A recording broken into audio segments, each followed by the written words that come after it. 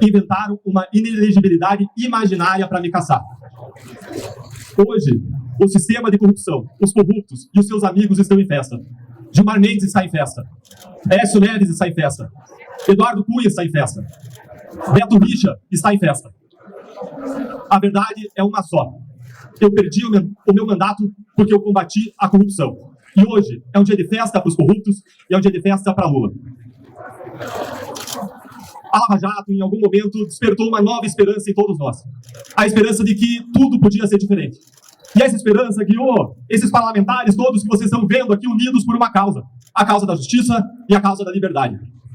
Agora, o que nós vimos com o passar do tempo foi um sistema se recolocando, se reconstruindo e se vingando. Se vingando primeiro com a anulação das condenações, com a formação da nova figura dos descondenados como Lula.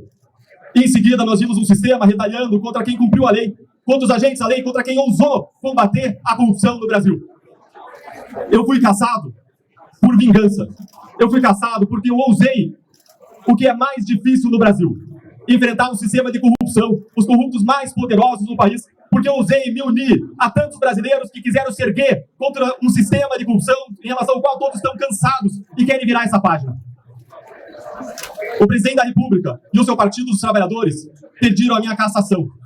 E eles conseguiram que 7 ministros superassem todos os pareceres e decisões unânimes anteriores e me cassaram, liderados por um ministro que já disse ao ministro Alexandre de Moraes na cerimônia de diplomação do Lula: missão dada, missão cumprida.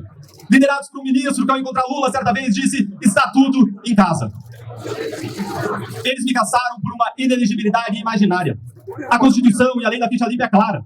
Ficam inelegíveis membros do Ministério Público que saem na pendência de processo administrativo disciplinar. É clara, é objetiva. Existia algum processo administrativo disciplinar? Não, nenhum, zero. Mas eles construíram suposições. Uma primeira suposição de que reclamações poderiam se converter em algum procedimento disciplinar. Uma segunda suposição de que algum poderia gerar condenação.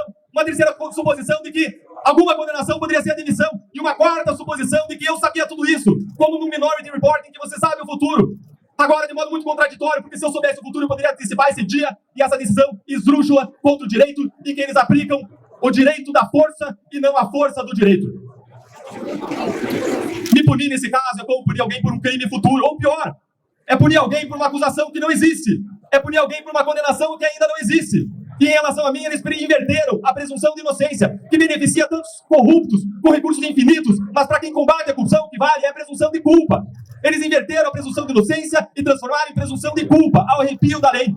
O Tribunal Superior Eleitoral disse que eu fraudei a lei, mas foi o Tribunal Superior Eleitoral que fraudou a lei e fraudou a Constituição, ao criar uma nova inelegibilidade contra a lei e contra o que diz a Constituição, que em decisões unânimes do próprio TSE, que na doutrina unânime, toneladas de textos escritos dizendo que restrições a direitos fundamentais e restrições a direitos políticos jamais podem ser elasticidos, jamais podem ser interpretados de modo extensivo, de modo ampliativo, com analogia, e foi exatamente o que eles fizeram, fraudando a lei, fraudando a Constituição para me punir. Eu perdi o mandato para evitar um suposto processo disciplinar que nunca existiu. Hoje, o sistema de corrupção implementa a sua vingança. E tem muitos poderosos unidos nesse esforço. Grandes políticos, inclusive parlamentares. Um presidente da República condenado por corrupção e descondenado numa decisão política do Supremo Tribunal Federal. Nós vemos ainda unidos certos ministros do Supremo Tribunal Federal e do Tribunal Superior Eleitoral que sempre se opuseram à Lava Jato, especialmente quando ela atingiu os seus políticos corruptos de estimação. E como diz a Bíblia, até quando os maus continuarão alegres? Até quando se mostrarão orgulhosos e se gabarão dos seus crimes? Até quando os maus continuarão alegres? Até quando os maus seguirão orgulhosos e se gabando dos seus crimes no nosso país? Hoje, Aécio Neves tem mandato. Hoje, Beto Richa tem mandato. Hoje, Lula tem mandato. Agora, quem combateu a sua corrupção perde o mandato. Nós vivemos no país da inversão dos valores, em que o policial é punido por punir corretamente o ladrão, em que o policial é perseguido pelo ladrão. Nós hoje lutamos por liberdade. A liberdade de ousar buscar uma transformação no nosso país. E é isso que as eleições proporcionam. Caçar um mandato, caçar milhares de votos é mexer com o que existe de mais sagrado no sistema democrático, no sistema eleitoral, que é o poder do voto, que é a soberania popular. E hoje, eles anularam a soberania popular. Eles anularam o poder do voto com base, mais uma vez, em uma inelegibilidade imaginária, fraudando a Constituição e fraudando a lei. O sistema permite que o povo O sistema permite que vocês esqueçam muitas vezes da verdade básica. Todo o poder emana do povo. E existem os donos do poder que muitas vezes querem se sobrepor à lei, se sobrepor ao povo, se sobrepor à Constituição, se fazendo soberanos, se colocando no lugar do povo. E nós jamais podemos admitir isso, porque esse é o germe que aí sim corrói a democracia no nosso país. Há quem tenha sido caçado por ter questionado as urnas. E hoje, o Tribunal Superior Eleitoral anula todas as urnas do estado do Paraná. Isso frauda e mina a nossa democracia.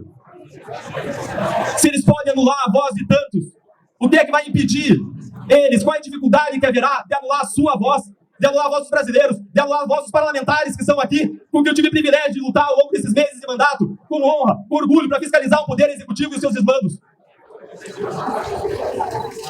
As eleições são a porta da transformação numa democracia.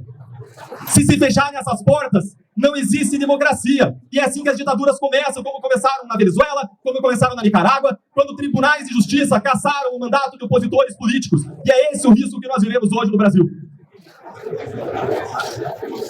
Instituições precisam ser respeitadas. Agora, instituições são compostas de pessoas. E o nosso problema no Brasil é que as instituições são boas, mas existem muitas pessoas ruins. E se cercear de criticar as pessoas para não manchar as instituições é contraditório. É uma incoerência. Porque deixar de criticar as instituições que elas mesmas... deixar de criticar as pessoas que elas mesmas corroem as instituições é enfraquecê-las. Porque são elas que corroem as instituições. Nós precisamos ter a coragem, nós precisamos ter a liberdade de criticar os desmandos e as arbitrariedades dos poderosos. E se hoje eles cometem arbitrariedades comigo, com um mandato eletivo, quanto mais podem fazer com toda a sociedade brasileira, quanto mais no dia seguinte vão fazer com cada um dos adversários políticos do governo de ocasião. Desde que eu entrei no Congresso, muitas pessoas me perguntaram se eu estava gostando de estar aqui. E a minha resposta sempre foi a mesma. Eu não me pergunto se eu estou gostando. Eu me pergunto se eu estou mais próximo do meu propósito. Um soldado no campo de batalha, ele não pergunta se o seu travesseiro está macio. Eu não estou aqui por um cargo. Eu estou aqui por um propósito. Eu estou aqui por uma transformação. Todo tombo dói. Mas eu não vou desistir.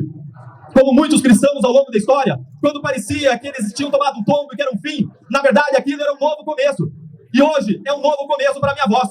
Com esse tombo eu convido que todos que lutam contra a quebra da liberdade, contra a quebra da democracia, contra os abusos poderosos, que se reergam desse tombo comigo, unindo a sua voz, unindo a voz de uma oposição que hoje você tem de todos os partidos.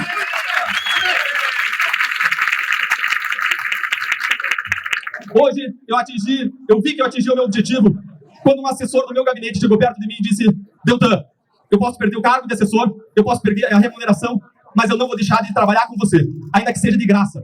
Porque o que eu vi aqui ao longo desse tempo todo é que você luta por um propósito, porque você luta genuinamente por uma transformação.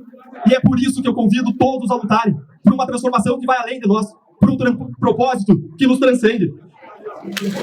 Eu jamais vou me arrepender de ter combatido a corrupção no Brasil. Jamais. Aqui no Congresso, eu combati o bom combate com orgulho, com honra, ao lado desses parlamentares que vocês veem aqui na frente. E nós vamos seguir lutando. O cargo é apenas um instrumento para lutar por transformação. Agora o principal é a voz dos brasileiros que estão conosco.